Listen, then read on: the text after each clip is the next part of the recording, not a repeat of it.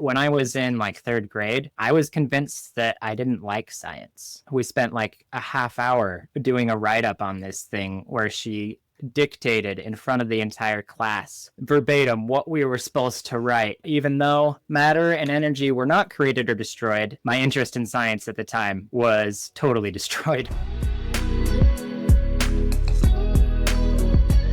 Welcome back to the OpenEd podcast. Before we get going, I would love to tell you about today's guests. So meet Jack, a mechanical engineer with a passion for rethinking how we teach science. He has experienced nearly every type of education firsthand, public, private, charter, and homeschool, and now runs Clean Your Craft, where he's developing hands-on physics kits and a Physics for Makers curriculum designed to spark real curiosity in kids. And joining him today is Rachel, a former high school math teacher who now works online while homeschooling her 3 kids. With a deep passion for making math and science relatable and fun, she loves inspiring others to see the beauty in numbers and the wonder in how the world works. And I'm your sometimes host, Andrea Fife. Let's dive in and discover how to keep real curiosity at the heart of education. Welcome, Jack and Rachel. Tell us a little bit about how you feel like science education is going in the world today. I think that science and the way it is taught should be fun, and it often isn't. Like, it should be the subject where you get to do stuff. You get to touch things, you get to play with things, you get to see what they do. I guess that's true of art and definitely PE, but other than that, most things are kind of on book, on paper. Science should be the break that kids get from that, but often it's not. It's just as much paper stuff as all the other subjects. I love science. That's probably going to become apparent throughout this interview. And I love making and building and math and engineering, all things related to that. But when I was in like third grade, I was convinced that I didn't like science. The reason for that was because I don't think I had a very good third grade science teacher. I'm not going to name her. I don't even remember her name. But if I did, we'll just call her Mrs. Smith. When Mrs. Smith would have us do an experiment, I swear it was more about the write-up than the experiment. Like, I actually remember we did one where we magnetized a needle and put it on like a foam packing peanut and put it in a bowl of water so that it could align with magnetic north, basically be a homemade compass. The experiment itself was fine. It's a good way to learn about magnetism, but it took like 25 seconds to do. And then we spent like a half hour doing a write-up on this thing where she dictated in front of the entire class verbatim what we were supposed to write in this write-up. And it's the most boring thing ever. And she was going through things like matter was not created or destroyed, energy is not created or destroyed, things that are true but not really even relevant. And the whole time, even as a third grader, I could tell that I couldn't tell that it was a bad way to teach science. I just thought that science sucked. But I could tell that there was something wrong with this. And I was just thinking, like, of course matter wasn't created, destroyed. We put a piece of foam and a little metal stick in water. Like, what did you think was going to happen? The whole thing just felt ridiculous. Even though matter and energy were not created or destroyed, my interest in science at the time was totally destroyed because I thought it was just some bureaucratic rule-following thing where you just had to write a bunch of stuff down just because, the man said you had to. It wasn't until a few years later that I came to realize, oh, science is amazing. Mrs. Smith wasn't the best. Yeah, I agree with all of that. I feel like learning math and science should be fun, and so often it's just not. And sometimes it's the way that you're even taught to teach that is not fun. I feel like when I was teaching high school, I was on the other side of that issue. So as a classroom teacher, my first few years of teaching, all my training and everything, my focus was about ensuring students were proficient, teaching them exactly how to approach a problem, follow the steps, check every box, make sure you get the right answer. But over time, I realized that this approach was limiting for students, some remedial students, but actually more often for my advanced students, my honors level students. This took their thinking and really limited them. Their thinking became almost robotic. So if they were given a question and it didn't look exactly like the examples they were given before, they would freeze up. They would have no idea how to even get started. So since then, I have come a long ways, and I've come to understand that true understanding doesn't come from drilling those textbook procedures. It takes creativity and flexibility And sometimes even pushing students, making them think for themselves, because sometimes that's actually even a challenge. Yeah, I think it found it interesting that you mentioned like drilling or memorizing textbooks procedures. I swear every single year, every science class I had, we would spend like a week or two going over the steps of the scientific method, memorizing each one. And one thing, it felt really redundant, and it felt like those steps didn't actually match up super well with what I considered to be like real investigating or learning, that it doesn't always follow these rigid steps. It's not always in order. Sometimes you go a little bit and then you have to go back because you discovered something and screwed something up. And so, like, well, why write a conclusion when your results were bad? Just go back and change something and get better results. I found it interesting, as my favorite version of the steps of the scientific method that I've found actually has come from watching Sesame Street with my kids. Their version is, I wonder, what if, let's try. And obviously there are sub-steps to that. You could break it down, you could overcomplicate it, but I really like that version of just like, let's try it. That's great. And it sounds like if you approached it that way, students would probably be having more fun, aside from just trying to inject fun into science or into math. You know, we're talking about some really related fields here, really kind of this more comprehensive idea of STEM. What should we be doing to improve how STEM is approached? Yeah, I think that's a really good question. I consider all of the STEM things, science, technology, engineering, math, to be kind of the same basic thing, just on different portions of a spectrum. Or if we're including STEAM, you know, we can include art there. It kind of, in my opinion, has its own spectrum of what's a little bit more technical and about, you know, following certain techniques or procedures, and then what's more free-flowing and artistic. Just talking about these basic subjects. On the one end, you have the completely theoretical or abstract, which is math. It just talks about like numbers and shapes and how those numbers and shapes relate to each other. Next, you have science, which science does its best to describe and understand how the world around us works. Math often is a big part of that because math is kind of the language of science. You know, a lot of things out there and how those things work, they have mathematical relationships with each other. Things tend to fall at a certain rate, and we can assign a number to that. Different things on different sides of a lever have a mathematical relationship to each other. There's math involved. Next, we have engineering, which is kind of the so what side of science. It basically is like, okay, so we've learned these things about how the world works. Now, how can we manipulate the world to make it more what we want it to be? How can we optimize this thing? How can we tweak this little parameter or input variable to get the output that we want? And then finally have technology, which is the kind of application of engineering and science. And I'm also going to include making and building as kind of a subset of technology. In part, those are things that I feel are lacking in most traditional education. Is most kids don't know how to make anything. They don't know how to fix anything unless they've really specifically sought out some sort of shop class or something. Generally, the kids that seek that out are the kids that actually already have some of those aptitudes or have learned some of that stuff at home. The reason I talked about this whole spectrum thing is I think that traditional education spends maybe a little bit too much time over here on the left end. They, tends to start with the theory and then kind of move more towards the application and the problem solving. Typically, this stuff on the right isn't even touched in a lot of education. But that can lead to a couple of problems. One is, as Rachel mentioned, that you get these kind of kids who are a little bit robotic. They know how to answer questions that are in a textbook. You give them a textbook question, boom, they've got it. But then they don't know how to apply that, or they don't know how to write their own questions based off of what's happening around them. And so they're kind of end up lacking some of this problem solving and reasoning, even though they might be really great at like the computation and the facts. If you're only dealing with this left side here, then you get that constant question that kids ask of, when are we going to use this in real life? I'm actually curious, with both of you guys having teaching experience, have you guys ever gotten that question and kind of struggled to come up with an answer of when are you going to use this? 100 times, yes. And I think on one level, you build trust with your students that, yes, we're building this skill and then we're going to use it in this application. And so building that trust with your students is necessary, but you want them to know, like, understand that this really and truly is something that's useful. So what if people didn't start on the left-hand side of the spectrum?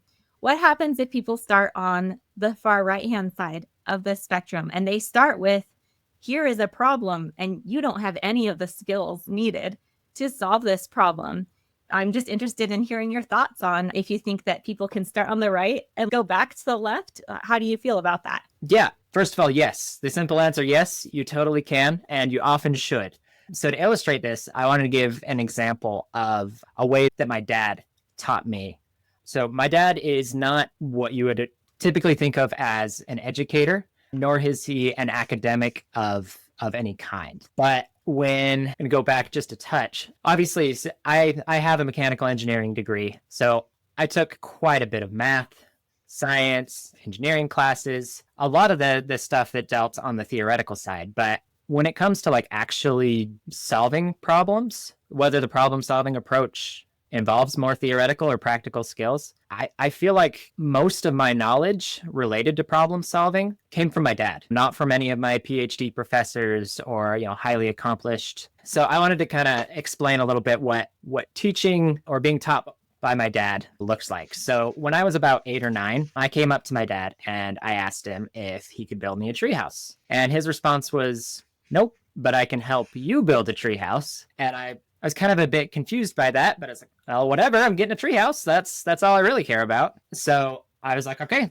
well, if you're helping me build a treehouse, let's go, let's do it. And so he told me that before we could actually start building in a tree, he wanted me to get better at climbing a tree. So we went out, he kind of showed off a little bit of his own climbing skills and told me some benchmarks that he wanted me to meet before I could be considered monkey enough to build a treehouse in a tree. So I spent the next couple of days climbing all over the trees in our yard, swinging from one branch to another, jumping and swinging, practicing all sorts of fancy dismounts so that I could prove to my dad that I was monkey enough to start doing this. After the first day, I'm pretty sure I had already totally met his benchmarks and done some other. I'm a pretty good climber, and I already was. But I'm pretty sure he just kept the monkey thing going for a few days because he didn't have time to actually start doing stuff yet. So he's like, okay, just keep learning, keep at it. We'll start soon, maybe tomorrow. After I'd finally been officially pronounced monkey enough, then he was like, okay, next thing. It was actually my birthday at the time, and he gave me a cordless drill along with a bunch of Phillips bits and some screws. He knew that I was going to be really bad at using it at first, and that I was going to trash a whole bunch of bits, strip them so they don't really work anymore. But he was fine with that, so he got me a bunch. And then he was like, hey, so I'm actually needing to replace a bunch of the deck boards on the back deck. I need someone with a brand new drill who needs to learn how to use it a little bit, who could put a bunch of screws down. Do you know anybody like that? Which is very much my dad's way of teaching and approaching things. I'm not sure if it's been mentioned yet. Andrea is actually my sister. We have the same dad. So she might be laughing a little bit at these stories because of that. Then, once I had put down a whole bunch of screws in the deck and made him super frustrated because he had to take out a whole bunch of screws that I had stripped really bad, but I got to where I was at least pretty okay at it. Then I was like, okay, we can build the treehouse in it right now, right? I can use the tools. I can use tools in a tree. It's like, yeah, mostly. But before we actually go out and get materials, we need to come up with a design of what we're going to make so that we know what materials to get. So then he gave me a pencil and paper and ruler and had me draw out a whole bunch of different designs. I learned pretty quickly like what I needed to do, how I needed to draw so that my dad could actually understand what I just scribbled on paper. And he gave me some tips on how to do different views, things like that.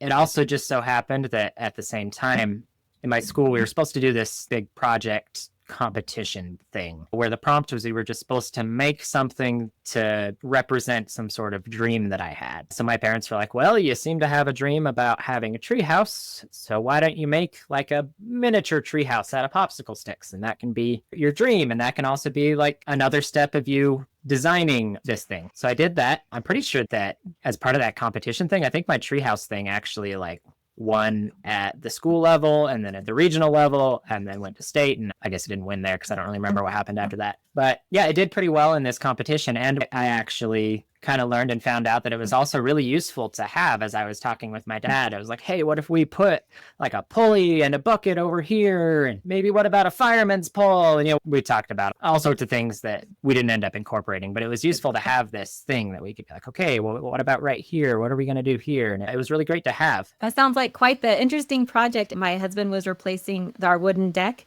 The wooden steps needed a new stringer built. Yeah. And he mentioned that to me, like, oh, I need you to calculate how long this needs to be and what the angles need to be.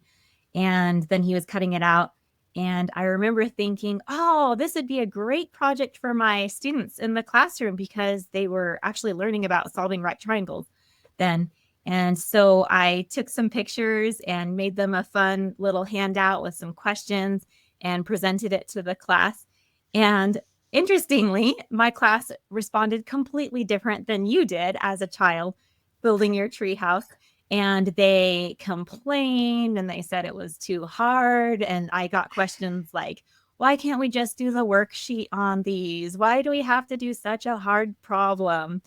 And it's because they were stuck way over there on the left-hand side of your spectrum with the math problems. And that whole other side of the spectrum was just a skill that they hadn't developed yet, because it takes a lot more creativity and mental, strength to wrestle with a problem and to figure it out. And it's a whole other set of skills that many of them just really hadn't developed yet. It's interesting to me that if you start at the end and you start with the why and then go backwards and figure out all the how, sometimes you have a totally different result. I think there's also something to be said for it being your own problem that you're very invested in. I wonder if those same students would have been a lot more motivated if, say, their parents said, we can install a swimming pool if you can figure out how to replace the deck, right? And, I think students really see through the fake problems that we put in their path,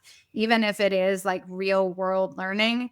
If it isn't in their real world, I think sometimes it can still just feel like, okay, it's a well-written textbook problem, but it still feels like a textbook problem if it's delivered in the classroom instead of on location, screwdriver in hand in your own backyard. Well, I think this is a great thing to discuss. There's a word in academia for what we're talking about, which is project-based learning. And the challenges to project-based learning, why people maybe shy away from this, what it is, what it works well. But what Jack is describing as the way that our dad teaches, a lot of teachers would probably call project-based learning. Yeah, I think that is. So we didn't know that at the time. And I'm sure my dad still doesn't, because he doesn't have any formal background in any sort of teaching philosophies, even though I consider him to be a really good one-on-one teacher. But he could have totally just built the treehouse by himself. He's a really skilled builder. It wouldn't have been that big of a deal for him. But instead, he saw that I was really excited about something, which I think can be the difference between the real world-based problem that's still a textbook problem because it's based off of someone else's real world. The kid might go, okay, well, I'm not a framer, so what do I care about stair stringers? Like, I'm never going to do that. But if it's something that the kid is already really excited about and willing to put in a lot of work for, that's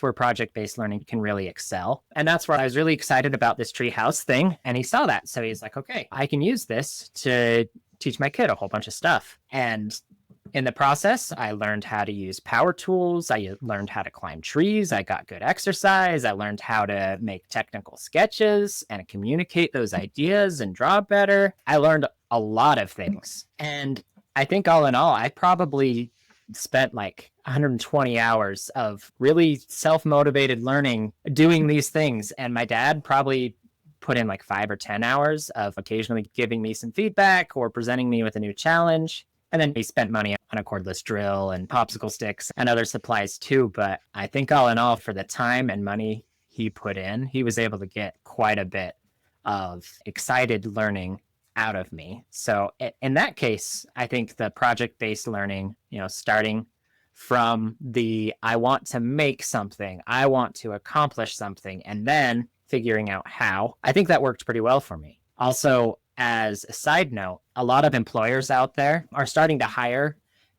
based more off of the skills that a candidate has than their degree or academic credentials. But there's still that question, well, how do you communicate that you have a skill? And you can say it, but if you don't have a degree or credential to back it up, then what does it mean anything? Well, a good thing about this project-based stuff is that if you have done a bunch of projects and you document that, you can create like a portfolio that you could present and use to demonstrate the skills that you've learned. Rachel, I'm really interested because you've been an educator in the classroom, but you also teach your own kids at home.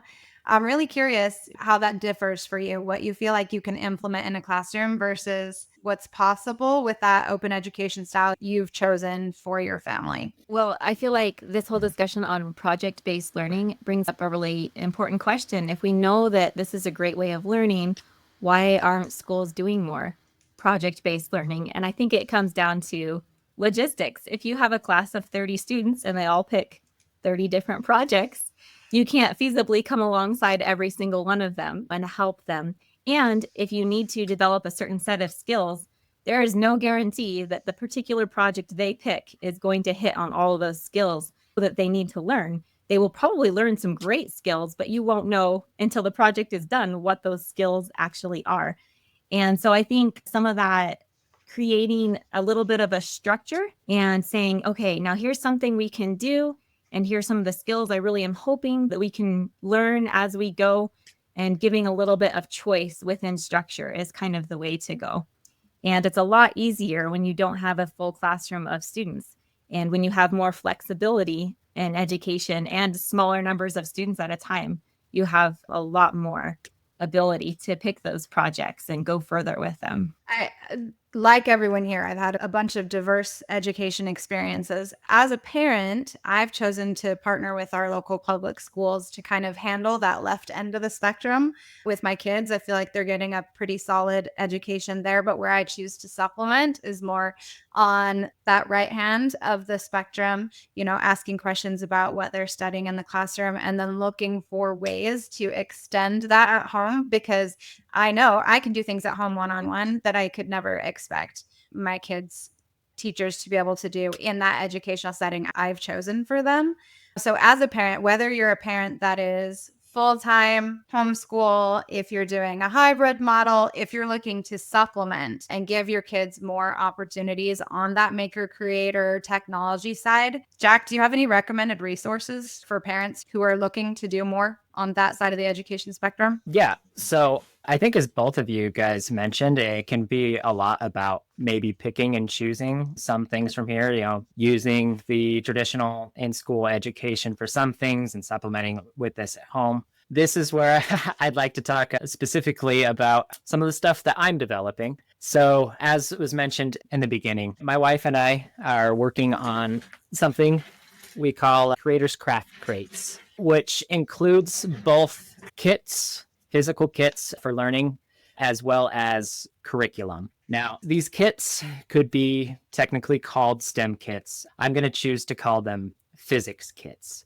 The reason for that is I have some problems with a lot of the STEM kits that are out there. First of all, I feel like a lot of them are just toys. They're just kind of cash grabs from companies where they've thrown some educational stuff on the box so that it looks like it has educational value when there's really not much educational value there. The other problem I have with a lot of these kits out there, even though there are some great ones, I don't want to put them all down, but most of them I feel like don't really leave any room for the kids to make creative choices or do their own thing. Basically, it's, they start with something that is pre-designed and pre-manufactured to be a certain thing, and the kids assemble that and it turns into that thing, and that's it. It doesn't matter who got the box or what they decided to do. As long as they followed the instructions, everybody ends up with the same thing. And it might be a nice thing that's fun and does what it's supposed to, but what did the kid really learn when all they're doing is just following instructions? Basically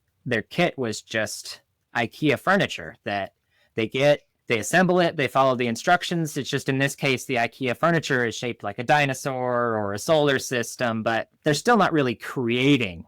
They're just assembling. I think a good example of this in the Lego movie, for those who aren't familiar, the main character, Emmett, he starts out as a construction worker who just follows all of the instructions to the letter, including his social life. He watches the exact show that he's told he's supposed to watch, listens to the music he's told he's supposed to watch. He's just an instruction follower. And then as the movie progresses, he learns to start to pursue and develop his own original ideas. And that in doing so, he becomes what they refer to as the master builders. And I think that it was really interesting that they used this specifically in the Lego movie, because there are kind of two approaches to Lego. One is you get a really cool box and you follow the instructions and you end up with what's on the picture of the box, which there's some great things to that approach. One is you'll probably get a good end result. Another is, following directions and instructions is useful and important as a life skill. You might end up being really good at that, but then you don't really know how to make or do anything on your own, how to make something from an idea in your head rather than instructions on a paper. And so the other side of Lego is just you start with a jumbled mess of Lego in a bin and you just start making and you figure out what it's going to be, what you want to do. You just kind of figure things out along the way. I wanted to bring a little bit more of the you figure it out approach, this project-based learning type thing. But as was discussed, that can do better within a structure, because if it's just a kid picks a project and they follow it, then their learning experience can be pretty patchy. They get some things here, some things there, but other things that are important and they probably should have been taught at that age might get skipped. And those skills on the left side of the spectrum that we keep talking about, those ones can get kind of jumped over or lost. In fact, I'm going to share my screen again. What we kind of been talking about here is that the traditional education can do a really good job on this left end, and then you kind of end up lacking on the right end. And then the project-based learning, you can kind of end up with the opposite problem of, maybe you're pretty good at the kid ends up learning a lot of hands-on skills, some application, but maybe their writing or math or kind of base technical skills just end up really lacking. So what I think work best is a hybrid approach where you have projects, you have a reason for learning things so that kids start to see the knowledge that they're gaining as tools to accomplish their goals. You have some of those positive aspects of project-based learning, but it's still within a structure and a framework, so that you're still making sure to hit the right points. You're not having gaps in what they're learning. And I think that this way can really be kind of the best of both worlds. Additionally, this is kind of how jobs work. It's not like anyone comes up to you and they're like, okay, well, I'm gonna pay you for this year, and you can just decide to work on whatever you want to work on for this year, and just make sure it's something you like. I'll make sure you have what you need to do it. Just work on whatever you... No, those, generally speaking, those jobs do not exist. It's someone comes up to you and says, hey, I need you to do this. And then within that structure and framework, you have the freedom to decide your own approach, how you want to do it. I don't think it's necessarily preparing kids very well for the real world to have a totally open-ended, you can do whatever you want and learn whatever you want type thing. But I also don't think it's great to be, hey, you can only learn these things in this way, and none of it's going to feel like it matters because it just feels like learning for learning's sake or learning for test taking's sake rather than learning so that you can accomplish cool things. I had the awesome opportunity to test some of your early kit designs with my kids. And I'm thinking about their reactions to, I think you call it a car launcher. There was definitely some steps to follow, but pretty quickly we had a car launcher. And the point was not to build the car launcher. The point was to launch things. And that was pretty clearly explained in the materials that came. In my household, we're pretty good at the try things and see what happens, maybe a little too good at it, maybe a little too crazy with the things that we're willing to try. So we jumped pretty immediately into the kids saying, I wonder what would happen if we launched these peppermints down the stairs. at the dog, the types of things that are definitely the barriers removed approach to learning.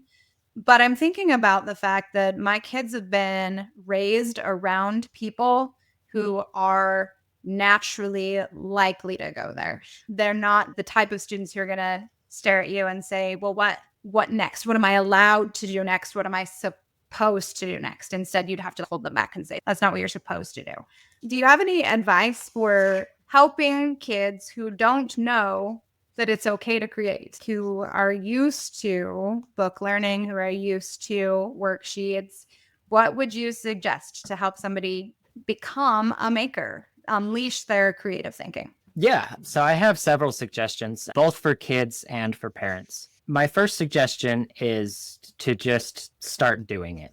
Just try it. You're probably going to be bad at it at first, but just start trying. And then for parents, let them try. Let them be bad at something. Anyone who's gotten to be pretty good at something. That skill comes from two sources. One is natural aptitude and abilities, and the other one is learned skills, whether that's learned through exercise, through muscle memory, through trying. But in order to be really good at something, you need a combination of both. One thing that means is that if you want to be good at something, it's a required, unskippable step to start by being bad at it. You can't just expect to, oh, well, it didn't work out very well, so I guess I just can't do that. I'm just bad. Well, yeah, of course you are. You just barely started. You are on your journey. You are on level 1. You aren't ready to battle a boss yet. You're still figuring some things out. Right now, you're bad, and that's great. That's where you're supposed to start. So that's my main advice, is just start. And now my advice for the parents is, so kids, especially young kids, they start out as a default level. They do want to try things. They want to try everything. They see you cooking, they want to cook. They see you building, they want to build. They want to do everything. So my advice is let them try. Obviously, they're not going to be great at it to start. And maybe some of the things that they want to do aren't safe, or they're too big, they're too messy. Like, no, you can't practice cutting the tile for our bathroom. We only bought so much. We're not going to buy another pack. There are things that you're not going to let your kids do. But there are plenty of things that maybe aren't that expensive, aren't that dangerous or that messy, that you could let them do. So if they come up to you and like, hey, I want to do this, then like, great. Maybe we can't quite do that, but we can scale it down a little bit or find a more kid-friendly version of that and start doing that. So if we take building skills, for example, the kid wants to start building cool things. They're probably not going to start by building a big bookshelf or a piece of furniture. Maybe, especially if they're like 4 or something, they're not really ready to build hardly anything with real wood. But what they can do is they can take some cardboard and they can tape it together and they can cut it, maybe with some adult assistance, depending on their skills there. And they can start to connect their ideas with the real world. They can start to learn what their hands can do and what their hands can't do. They can learn what the tools around them can and can't do, what the materials can and can't do, and all of those things. And once they start, they will immediately start learning, start getting better, and then pretty soon they will be better. Rachel, have you had any experiences with your own kids or with students that come to mind of some of these just let them try, just let them start somewhere experiences? Yes. I have a 7-year-old son, and his absolute favorite thing right now is building robots. And he wants to use everything in the house. And so I started making it a little bit more of a habit of anytime I go to throw away something that would be kind of a recycling item, instead of throwing it out, I ask him, do you want to add this to your robot stuff kit? So he has toilet paper rolls and duct tape and random plastic things off of packaging, and he loves it. And the more he builds, the more he sees what he can build. And so then sometimes he'll say, hey, can you buy me a package of rubber bands? Hey, can you get me some of these? Can you get me some of those? And the more that he builds, the better he gets at it. And he's 7. His robots are not going to do anything besides sit there and look cool. But as he is building, he is developing those skills. I can see that as he continues to build, he's growing those skills just by playing with the recycling. That's Jack. What's something that a kid can start doing right now, regardless of skill level, knowing that this is a lead in to something exciting you want to share with the listeners? Yeah. Before I share my exciting thing, I just wanted to say that I love Rachel's approach of just using cheap things around the house. Learning by working with things, it doesn't require working with nice things. Maybe certain levels of learning later, but you don't need to start there. It can start cheap with just whatever you have around. In a lot of ways, that actually fuels the creative process better because you have those constraints of like, I'm limited to only the things around me. And maybe this thing was never meant to be used this way, but could it be used this way? Let me see. Rather than like, well, I have the full extent of the internet and I can just buy a bunch of things that were made to do a specific thing and they'll probably do that thing because somebody else already designed it to happen. Along those lines, I know it can be really hard to have like a starting place. So I wanted to host a small competition for kids. This is for kids of any age, any skill level. The competition is going to be a bridge building competition where you build the bridges out of food. So basically like a gingerbread house or whatever, but it's a bridge. Part of the reason I wanted to do this is, first of all, hopefully everyone has some food.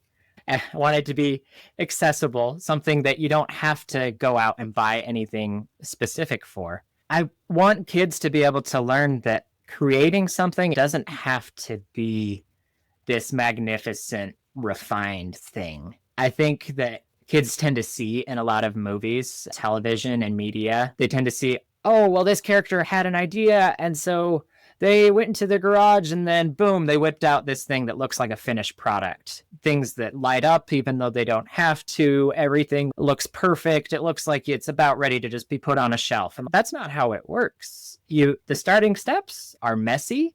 They're kind of janky. That's fine. It's you learn from those limitations. You learn from those failures.